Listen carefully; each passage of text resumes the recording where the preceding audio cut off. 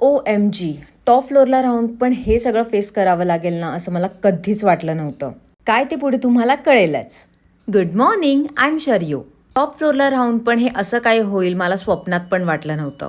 काल मी आणि वरद मस्तपैकी विंडोमधून पावसाचा आनंद घेत असताना हळूहळू माझ्या घरामध्ये पाणी भरायला स्टार्ट झालं. पहिले मला वाटलं कदाचित फक्त हॉलमध्ये पाणी आहे, पण नाही, माझे दोन्ही बेडरूम्स पाण्याखाली डुबलेले होते. म्हणजे प्रत्येक विंडो, प्रत्येक बाल्कनी डोअरमधून जे पाणी आत येत होतं ना त्याचा अंदाजच नाही आला. आता लहान बाळ असताना हे काम मी एकटी तर करू शकत नाही, त्याच्यामुळे अनिकेतला फोन लावून लवकर घरी बोलवलं आणि तो आल्या आल्या पाणी काढायची मोहीम स्टार्ट केली. आणि आमच्या बाळाला सांभाळायला आम्ही नेहाला बोलवलं आणि ती लगेच आली. खरंच थँक्यू ग. जितकं काम सोपं वाटत होतं ना तितकं बिलकुल नव्हतं. तिन्ही रूम्समधून पाणी काढणं, ते पुसून घेणं आणि ही आमची गादी पूर्ण ओली झाली आहे. आता बायको नेहमी सांगते ते बरोबर असतं हे अनिकेतला कळलं असेल, कारण गादीखाली पण आपण काहीतरी बनवायला ठेवूयात हे मी त्याला सांगितलेलं, पण त्याने काही ऐकलं नाही.